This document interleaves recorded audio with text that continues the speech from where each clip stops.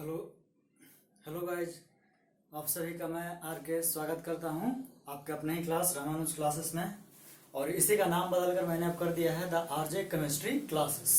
तो आपका स्वागत किसमें किया जा रहा है? द आरजे केमिस्ट्री क्लासेस में। तो आज हम लोग का जो चैप्टर होगा वो होगा 12th का चैप्टर नंबर 1, जो क्या है? सॉल्यूशन। हम लोग आज इसके बारे में, सॉल्यूशन के बारे में सीखेंगे कि सॉल्यूशन आखिर होता क्या है और इसका वेरियस एस्पेक्ट्स क्या है। ठीक है दोस्तों, तो तैयार हैं सभी इस सेशन को मजेदार बनाने के लिए? तैयार हो जाइए।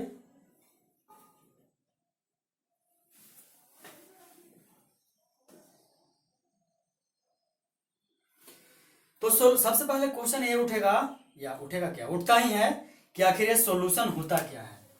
तो सॉल्यूशन का केमिस्ट्री में जो डिफिनीशन है वो ये है कि इट इज, यानी सॉल्यूशन इज अ होमोजीनियस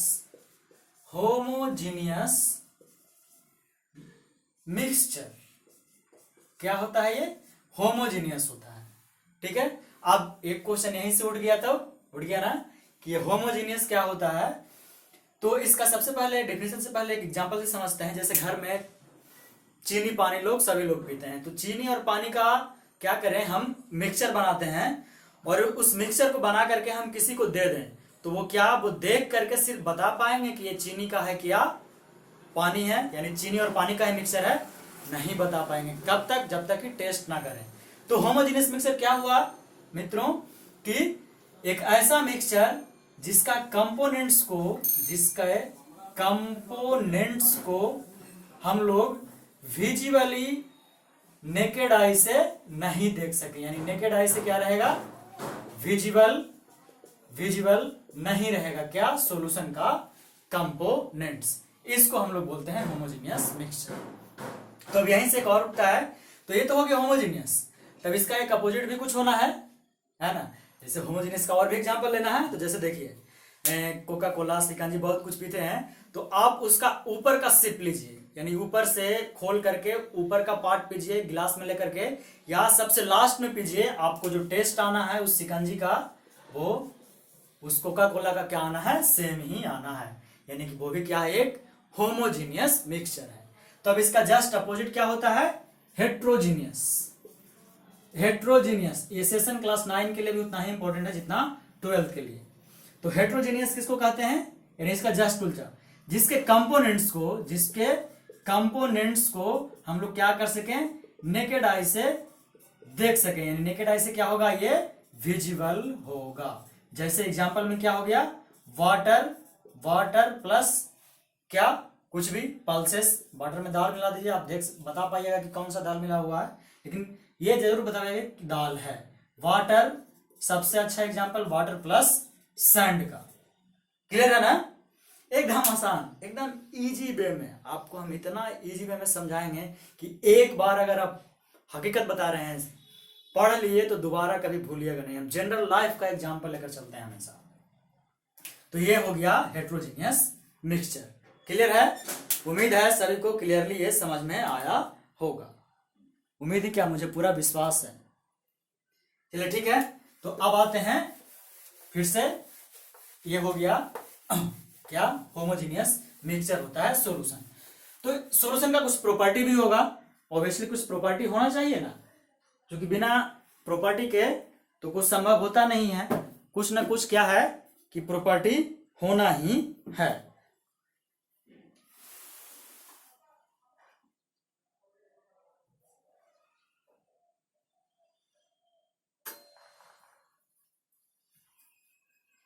तो अब हम लोग उसी प्रॉपर्टी पे आते हैं। तो इसका प्रॉपर्टीज भी पूछा जाता है। तो प्रॉपर्टीज नंबर 1, सबसे पहले क्या हुआ? अभी बताए कि क्या होगा? ये होमोजीनियस होगा। कैसा सॉल्यूशन होगा? Homogeneous, property number 1। दूसरा, एक सबसे बड़ा प्रॉपर्टी, बहुत सारे प्रॉपर्टी है, मेन प्रॉपर्टी बता रहे हैं कि जो कंपोनेंट्स होते हैं, कंपोनेंट्स, किसके कंपोनेंट्स? ऑब्वियसली सॉल्यूशन के कंपोनेंट्स। उनका जो पार्टिकल्स होता है, कंपोनेंट्स का जो पार्टिकल्स होता है, particles diameter, diameter is less than 1 nanometre, यानी 10⁻⁹ के रेंज से भी छोटा होता है। ये सबसे बड़ा प्रॉपर्टी है इसका।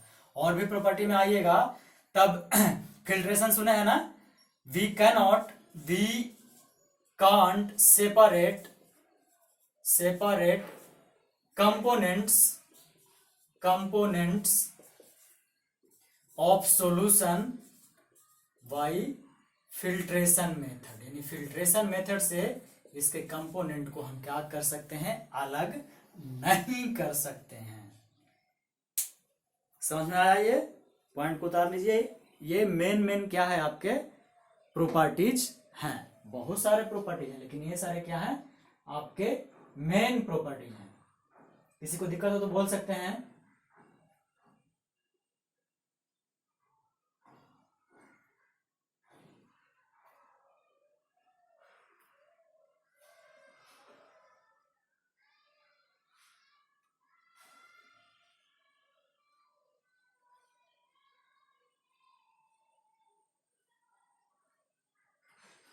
उतर गया सभी का? उतार लिए? जल्दी बताइए, आगे बढ़ेंगे।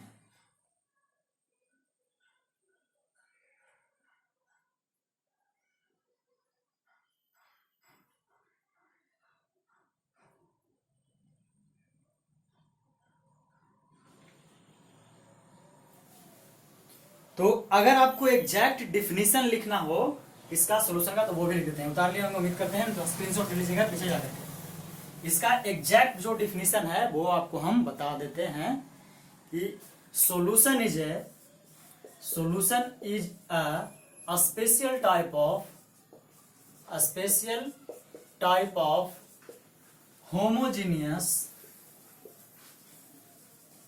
होमोजीनियस क्या मिक्सचर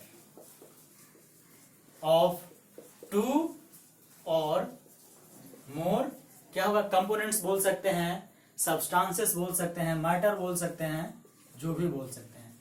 ये अगर आपको डिफिनीशन लिखना था उसके लिए ये होता है डिफिनीशन। यहां तक कोई दिक्कत?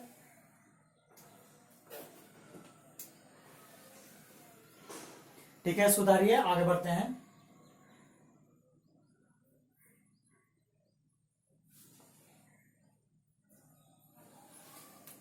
चलिए ठीक है, हो गया। तब सॉल्यूशन में होता क्या क्या है, बचपन से ही यानी क्लास 9 में भी पढ़े होंगे, वही पढ़ना फिर से।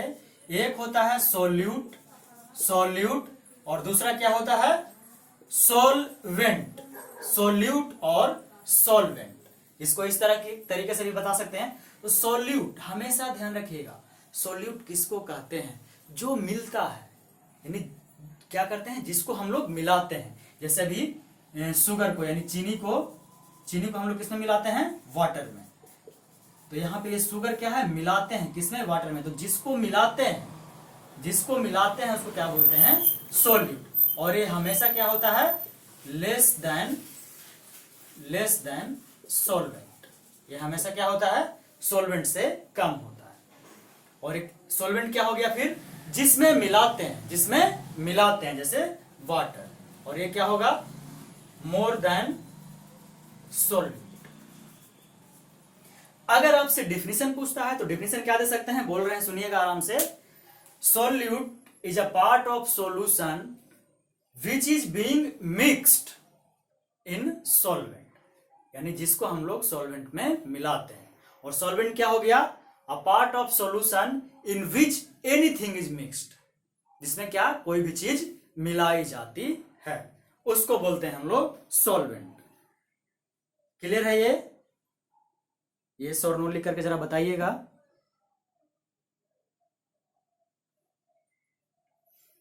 तो सॉल्यूट और सॉल्वेंट में कोई दिक्कत नहीं होना चाहिए। तो एग्जांपल में अगर यहां लेंगे इसके लिए, तो शुगर हो जाएगा, और यहां पे एग्जांपल में क्या हो जाएगा, वाटर। क्योंकि एक्चुअली मोस्टली हम लोग किसी भी चीज को किसमें मिलाते हैं, वाटर में ही मिलाते हैं। क्लियर है? आगे बढ़ें।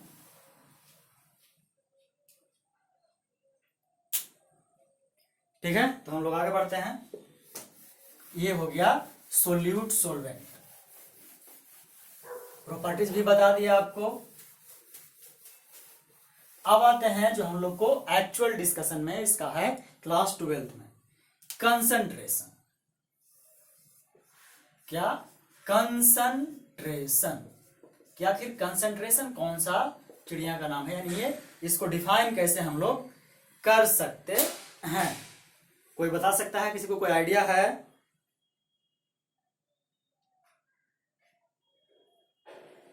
चलिए हम ही बता देते हैं। तो कंसंट्रेशन देखिए बताता क्या है, ये बताता है स्ट्रेंथ, कि किसी भी सॉल्यूशन का स्ट्रेंथ क्या है, यानी उसमें सोल्यूट की मात्रा कितनी है और सोलवेंट की मात्रा कितनी है। ठीक है, तो इसको अगर डिफिनेशन लिखते हैं, it tells about the strength of solution, that is how much amount of solute and solvent is present in the solution। वो भी कैसा होना चाहिए, हम लोग लेकर के चलते हैं प्योर सॉल्यूशन। आगे आएंगे इम्प्योर और प्योर में भी, लेकिन अभी ये हुआ कंसंट्रेशन।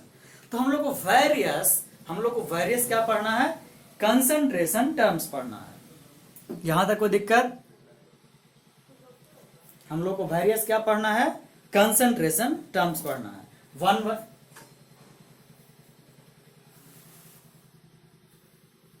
वन बाय वन हम लोग उस पे आते हैं, कौन कौन सा कंसंट्रेशन टर्म पढ़ना है जो। तो ये डेफिनेशन नोट डाउन कर लिया आप लोग। अब क्या क्या कंसंट्रेशन में हम लोग को पढ़ना है पहले वो बताते हैं, उसके बाद वन बाय वन सभी का डिस्कशन हम लोग प्रारंभ करेंगे। तो जो सबसे पहले पढ़ना है वो है percent volume by volume, percent weight by volume, molarity,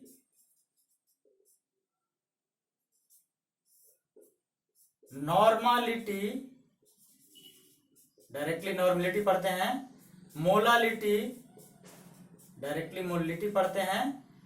इसके अलावे और क्या क्या है, पीपीएम,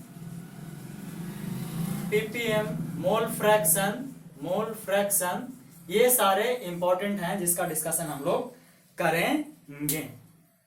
ये सारे कंसंट्रेशन टर्म हमको क्या है, पढ़ने हैं। ये सारे के सारे क्या है, कंसंट्रेशन टर्म्स। यहां तक किसी को दिक्कत? वैसे तो सिर्फ बताया गया है। तो आइए सीखते हैं वन बाई वन एकदम अच्छे से। फिर से बोल रहे हैं, अगर एक अच्छे से आप एक बार पढ़ लिए तो कदापि नहीं भूलिएगा।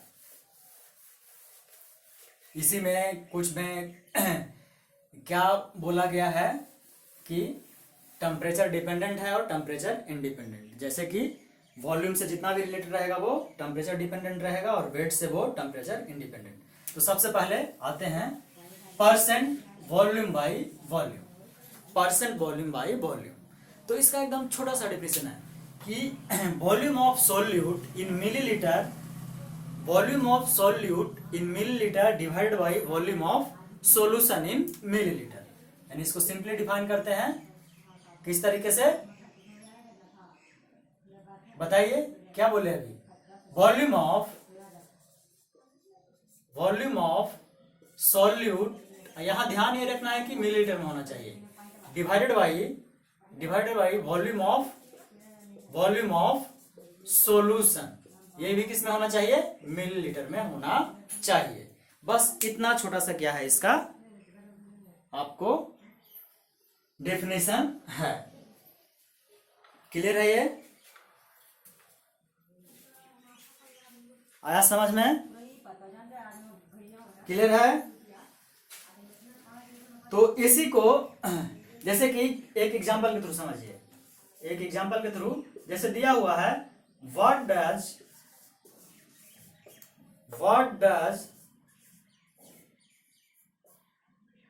20% volume by volume NaCl solution mean. इसका मतलब बताइए क्या। What does 20% volume by volume NaCl solution mean. या NaCl ना हो यहाँ आप HCl भी ले सकते हैं, क्योंकि NaCl वॉल्यूम बाई वॉल्यूम में कंसिडरेशन करना बेकार ही है।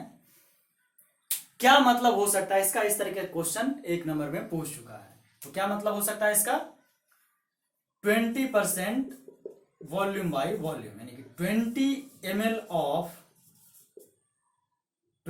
ml ऑफ सोल्यूट, और वो सोल्यूट क्या है, हाइड्रोक्लोरिक एसिड, और रेस्ट क्या रहेगा 80 ml ऑफ वाटर। कब, ध्यान रखिएगा जो पॉइंट बोल रहे हैं, जब ये प्योर सॉल्यूशन हो। अगर इम्प्योर सॉल्यूशन होगा तो हम ऐसा नहीं कर सकते हैं। क्यों, सुनिए, क्योंकि वॉल्यूम एडिटिव प्रॉपर्टी नहीं है। एडिटिव प्रॉपर्टी, ये क्वेश्चन भी पूछ चुका है, वॉल्यूम एडिटिव प्रॉपर्टी नहीं है। इस कारण से हम डायरेक्टली 80 ml नहीं कह सकते हैं तब तक जब तक कि सॉल्यूशन हमारा क्या हो, प्योर ना हो। यानी कि अगर लैब में हमें सॉल्यूशन बनाने के लिए बोलता है तो हमें क्या करना होगा, एक फ्लास्क बीकर लेकर के 100 ml यहाँ पे बनाना होगा, और ये तो पता है कितना कि 20 ml क्या लेना है, HCl। 20 ml यहाँ पॉर करके ऊपर से नीचे क्या करेंगे, वाटर डालना प्रारंभ करेंगे। तो इसमें एकदम लाजमी है कि हो सकता है कि हम 78 ml ही वाटर ऐड कर पाए, या तो 80 की जगह 82 ml ऐड हो सकता है, 81 ml ऐड हो सकता है। एकदम गारंटीड है ये लैब कीजिएगा तब पता चल जाता है। इस कारण से वॉल्यूम को एडिटिव प्रॉपर्टी हम लोग, क्यों ऐसा होता है, क्योंकि वॉल्यूम एडिटिव प्रॉपर्टी नहीं है। क्लियर है ये। लेकिन जनरल में हम लोग क्या प्योर सॉल्यूशन मान करके ऐसा लेते हैं। आया समझ में सभी को ये। चलिए, बहुत अच्छी बात है। तो ये एक छोटा सा टर्म था, परसेंट वॉल्यूम बाई वॉल्यूम। जो मेन टर्म है अब उसका डिस्कशन करते हैं। परसेंटेज वेट बाई वॉल्यूम भी वही है, बहुत छोटा सा टर्म है, लेकिन जो मेन टर्म है आपका, मेन टर्म क्या है बता सकता है कोई? एकदम नहीं बताएगा ना, हम ही बताते हैं। मोलरिटी, यहां से क्वेश्चन आपके ज्यादा शुरू होते हैं पूछना। इसको कैपिटल M से डिनोट करते हैं कि मोलरिटी आखिर होता क्या है। व्हाट इज मोलरिटी, बता सकता है कोई?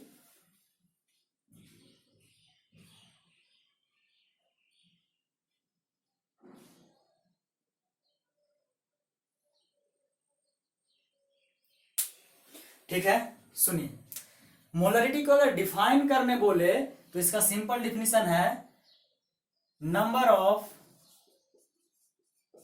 मोल्स ऑफ सॉल्यूट इन पर लीटर सॉल्यूशन, इन पर लीटर सॉल्यूशन।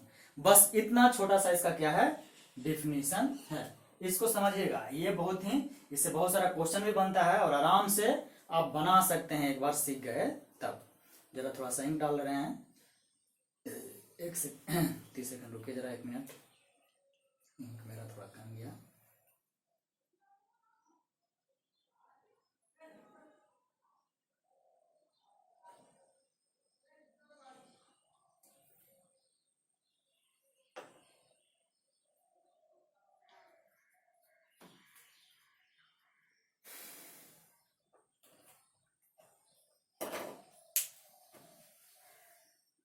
चलिए, समझ में आया ये? Number of moles of solute इन पर लीटर सॉल्यूशन, इतना छोटा है। तो इसको मैथमेटिकली, चूंकि मैथ में बनाना है, मैथमेटिकली किससे लिख सकते हैं, M is equal to number of moles को याद हो, N से डिनोट करते हैं, Y volume of solution in litre. ये होता है आपका क्या, इसका फॉर्मूला। अब एक नया टर्म क्या आया, N, यानी नंबर ऑफ मोल्स। इसको कैसे निकालते हैं? तो नंबर ऑफ मोल निकालने का फॉर्मूला आप क्लास 9 में सीखे होंगे क्या, गिवन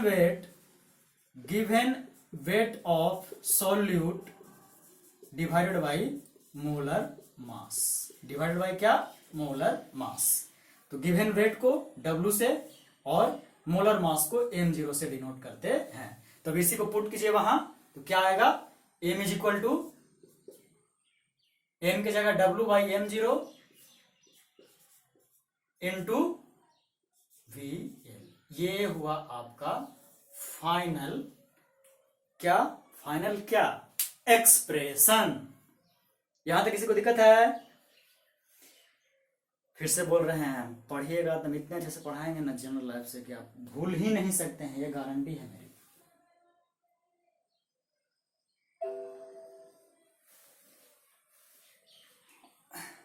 यहां पे कोई दिक्कत नहीं।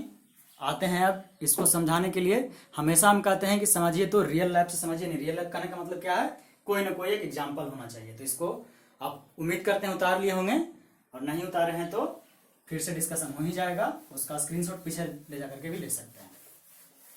तो अब एक क्वेश्चन हो जाए। तो आपका जो क्वेश्चन है कि 1.825 ग्राम ऑफ 1.825 ग्राम ऑफ कोई भी लीजिए HCl acid, hydrochloric acid is dissolved in water, is dissolved in water to form 500 ml of 500 ml solution. Then find molarity 30 second का समय दे रहे हैं आप लोगों को, कि तो हम बताने के लिए हैं ही, लेकिन उम्मीद कीजिए लगाइए, आराम से बनना चाहिए।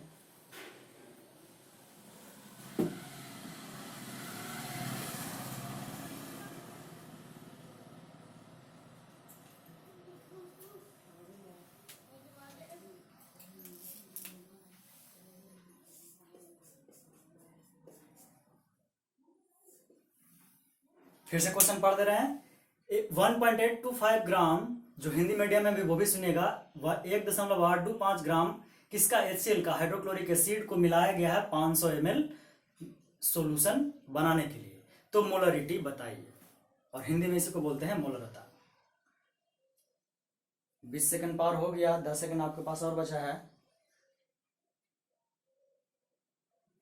चलिए देखिए, सबसे पहले एग्जाम में जो कीजिएगा वो यही काम है, गिवन डेटा। हम लोग मिस्टेक यही करते हैं। तो क्या क्या दिया है, क्या क्या दिया है, वेट ऑफ सोल्यूट, और सोल्यूट यहां क्या है, HCl इज इक्वल टू 1.825 ग्राम।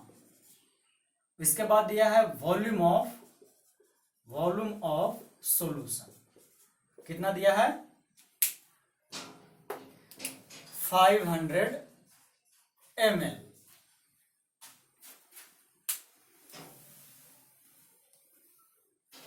पता क्या करना है, m, मोलरिटी क्या है। क्लियर है? तो देखिए, तो हमारा फॉर्मूला क्या है मोलरिटी का, weight by molar mass into volume in litre. हमें वेट पता है 1.825 ग्राम में है, divided by volume of m0 नहीं पता है, लेकिन वॉल्यूम तो पता है 500 ml, और वॉल्यूम किस में होता है, लीटर में। तो इसको लिख सकते हैं, क्या लिख सकते हैं, 0.5 लीटर, 0.5। अब m0 क्लास 9 में आप लोग पढ़े होंगे कि मोलर मास कैसे निकालते हैं। तो मोलर मास कैसे निकालते हैं, HCl है यहाँ सोल्यूट, तो क्या हो जाएगा, H का 1 होता है एटॉमिक वेट, और HCl का 35.5, तो कितना हो गया, 36.5 ग्राम। सिंपली इसको पुट कर दीजिए, यहाँ क्या आ जाएगा, 1.825 डिवाइडेड बाई 36.5 इंटू 0.5, कट कीजिएगा तो दोनों 20 टाइम्स कट जाएगा ना, हाँ कट जाएगा। तो ये क्या हो जाएगा, इसका एक ऊपर कीजिएगा तो यहाँ 10 और यहाँ 20 इंटू 5, 5 दूनी 10, 2 यानी क्या आया 1/10। इसी को क्या लिखते हैं, 0.1 m। अगर किसी को समझ में ना आया हो तो बोल सकते हैं। ये है आपका सॉल्यूशन।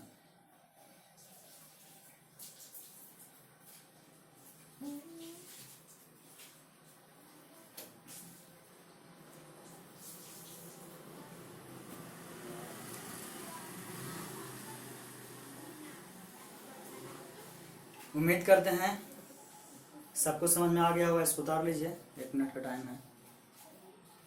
एकदम आराम से सीखिए, धीरे धीरे आराम से, कोई हड़बड़ी नहीं।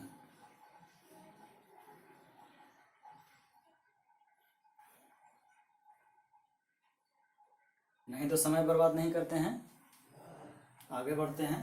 इसको आप स्क्रीनशॉट ले लीजिएगा और उतार लीजिएगा, ठीक है। ओके, तो देखिए कितना इजी क्वेश्चन है। इस तरीके का क्वेश्चन ही बनता है, चाहे वो जेई हो या नीट हो या 11-12 का पेपर हो। अब आइए एक बहुत ही इंटरेस्टिंग टर्म जिसका नाम है नॉर्मलिटी। इसमें आपको बहुत सारे टर्म्स सीखने हैं। नॉर्मलिटी में आपको बहुत सारे टर्म्स सीखने हैं, यानी कि एक ऐसा चीज है ये कि दिमाग खोल के रख देगा। तो आइए आते हैं नॉर्मलिटी पे।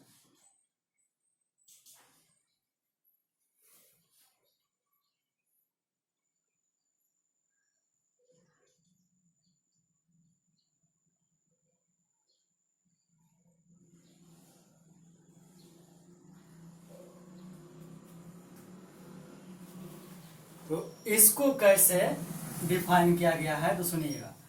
नंबर ऑफ इक्विवेलेंट, अभी तक नंबर ऑफ मोल लेके चले थे और वॉल्यूम लेके चले थे, अब आ गया number of equivalent of solute पर लीटर ऑफ सॉल्यूशन। यानी यहाँ पे एक नया टर्म क्या है, इक्विवेलेंट। इसलिए कहे कि आपको इसमें हर स्टेप पे एक नया टर्म आएगा। अब यहाँ यानी इसको क्या लिख सकते हैं मैथमेटिकली, मैथ में क्या लिख सकते हैं, मैथमेटिकली क्या लिख सकते हैं, एन से डिनोट करते हैं नॉर्मलिटी को, equivalent, eq divided by volume in litre. ये हो गया पहला इसका डेफिनेशन। अब इक्विवेलेंट को हम लोग कैसे डिफाइन करते हैं, तो एक और नया टर्म जो इक्यू है, इक्विवेलेंट को हम लोग कैसे डिफाइन करते हैं ये सीखिए। वेट ऑफ सॉल्यूट, यानी weight of solute divided by, अब एक और इक्विवेलेंट आएगा लेकिन इक्विवेलेंट मास। यहाँ तो कितने नए टर्म सीखने को हैं यहाँ। तो अब n बराबर क्या हो जाएगा, W by equivalent mass into volume in litre. अब यहाँ एक और टर्म है आप लोगों के लिए, है ना, बिल्कुल एक नया टर्म है फिर से, क्या, इक्विवेलेंट मास। इसको कैसे निकालते हैं, तो इक्विवेलेंट मास को हम लोग निकालते हैं, याद है किसी को, molar mass, molar mass of solute, किसका, सॉल्यूट का, डिवाइडेड बाई n फैक्टर। एक और नया टर्म, क्या सर बोलेंगे, क्या सर क्या कर रहे हैं, हर जगह नया चीज। हम कुछ नहीं कर रहे हैं, एक्चुअली में नॉर्मलिटी है ही इतना कॉम्प्लिकेटेड, लेकिन एक बार सीख जाएगा तो बहुत आसान लगेगा। सबसे पहले क्या हुआ, इक्विवेलेंट बाई लीटर। अब इस इक्विवेलेंट को किए वेट बाई इक्विवेलेंट मास, तो यहां आया। अब इक्विवेलेंट मास बराबर होता है molar mass n factor. Molar mass तो सीख गए, मोलर मास पिछले जो HCl का निकाले थे, मोलर मास कैसे निकालते हैं वो तो सीख गए। अब एक और नया टर्म है n फैक्टर, कि आखिर ये n फैक्टर हम कैसे निकालते हैं। तो n फैक्टर अपने आप में एक लेक्चर है जो 20 से 25 मिनट लेता है, आपको बता रहे हैं उसको भी धीरे धीरे, क्योंकि नॉर्मलिटी आज हम आपको सिखा ही देते हैं कैसे कैलकुलेट करते हैं। जो ये उतार लिए, यहाँ तक सीख लिए, स्क्रीनशॉट ले लीजिएगा, जो नहीं उतारे हैं वो। तो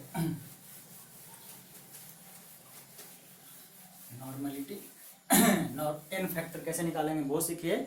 उससे पहले लिख देते हैं कि नॉर्मलिटी एन बराबर क्या लिखे, सबसे पहले equivalent by volume in litre, उसके बाद यही इक्विवेलेंट बराबर क्या हुआ, वेट बाई इक्विवेलेंट मास, और ये इक्विवेलेंट मास बराबर molar mass by N factor. अब यही एन फैक्टर के बारे में डिस्कशन है, एन फैक्टर। तो पहला लेते हैं केस किसका, एसिड का, कि एसिड का एन फैक्टर कैसे निकाल सकते हैं। जैसे किसी ने लैब किया हो तो उन्हें पता होगा कि लैब में जो बैठते थे सर वो कहते थे बाबू N1V1 बराबर N2V2, ये फॉर्मूला है, इसको यूज करके आप लोग लैब में कैलकुलेशन कीजिए। तो कहाँ से आता है, कैसे आता है, कैसे यूज करते हैं, सब जानना है। तो एसिड के लिए एन फैक्टर कैसे निकालते हैं, कोई एग्जांपल लीजिए। एक्चुअली में एन फैक्टर होता क्या है, पहले वो भी एन फैक्टर एसिड के लिए the number of H plus ion, the number of H plus ion in a chemical reaction, in a chemical reaction, chemical reaction में कितना H प्लस आयन दे रहा है कोई भी एसिड, उसी को उस एसिड का क्या बोलते हैं, एन फैक्टर। तो जैसे एग्जांपल लीजिए H2SO4 का, H2SO4 ये जब एक्वस क्या होगा, एक्वस में तो 2H plus ion plus SO4 2 minus ion में ब्रेक होता है। तो यहाँ पे देखिए कितना है, 2 गो है H प्लस आयन। तो अगर इस केमिकल इक्वेशन का एन फैक्टर पूछा जाए तो वो क्या होगा, 1 होगा। बिल्कुल नहीं, कितना दिया, 2, तो क्या होगा, 2 होगा। ये पॉइंट समझ में आया कि नहीं, ये बताइए।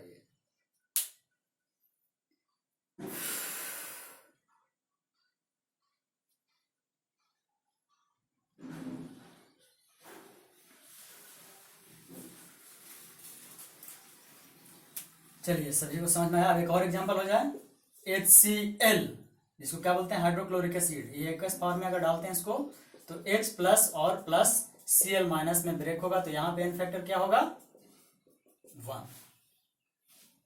कोई और, जैसे देखिए तीसरा एग्जांपल CH3COO, जिसको क्या बोलते हैं, एसिटिक एसिड। एसिटिक एसिड जब पढ़िएगा क्या, GOC यानी जनरल ऑर्गेनिक केमिस्ट्री आएंगे उसमें भी, तो ये जब एक्वस सॉल्यूशन में ब्रेक होता है तो क्या होता है, H प्लस आयन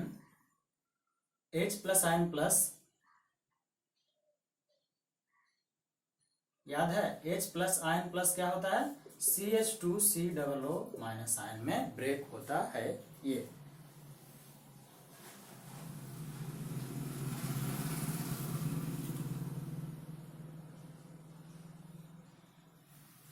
ठीक है, एक बच गया था, CH3 इसमें ब्रेक होता है, तो यहां भी एन फैक्टर क्या है, 1। ये है बेस का एग्जांपल।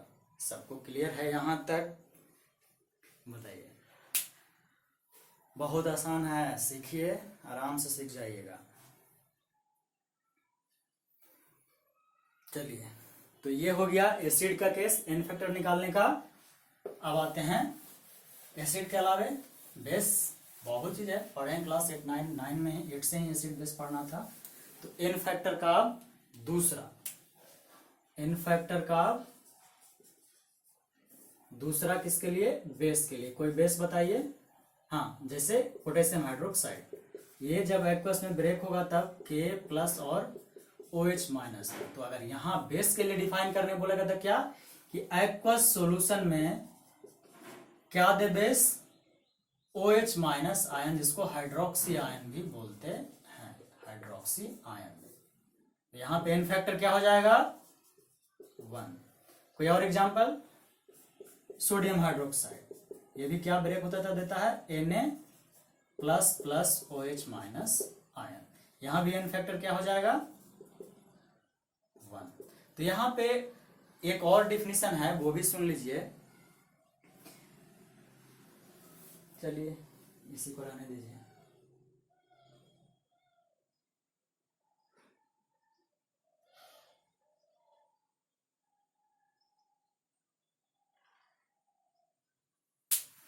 यहां तक कोई दिक्कत बेस में? अब यहीं पे आपको बता देते हैं फॉर किसका, सॉल्ट। तो यहां पे हल्का सा डिफिनेशन बदलता है जो कि आपको ध्यान रखना। यहां पे होता है total number of, n factor बता रहे हैं, total number of positive ion और negative ion in a solution. यानी ब्रेक होने के बाद कितना total number of positive ion देता है और कितना नेगेटिव आयन देता है। हमेशा ध्यान रखिएगा ये और है, ये ना कि दोनों को ऐड कर। जैसे एग्जांपल लीजिए NaCl घर में अवेलेबल है, ये Na प्लस में भी टूटता है प्लस Cl माइनस में भी। तो यहाँ ये नहीं कि सर दोनों तो दो है, दो नहीं, क्या लिखा है OR। तो क्या होगा यहाँ भी एन फैक्टर क्या होगा 1। तो ये 3 के साथ ये बका है ना, ये बहुत लंबा है, इसको आगे फिर से कल बताएंगे हम। यहां तक समझ में आया कि नहीं ये बताइए। उम्मीद करते हैं बिल्कुल समझ में आया होगा। आप लोग बताइए।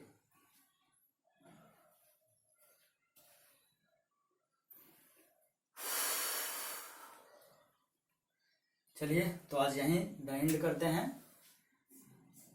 यहीं हम द एंड कर रहे हैं। मिलते हैं कल फिर। और हमारे चैनल जो क्या है, अगर अच्छा लगा क्लास तो द RJ केमिस्ट्री क्लासेस ये नाम रखे हैं, इसको सब्सक्राइब जरूर कीजिए। हमें वादा करते हैं आप लोगों से कि एकदम जनरल लाइफ का एग्जाम्पल ले लेकर के आपको ना सिखाए तो फिर तो ठीक है दोस्तों। बाय बाय, जय हिंद, जय भारत।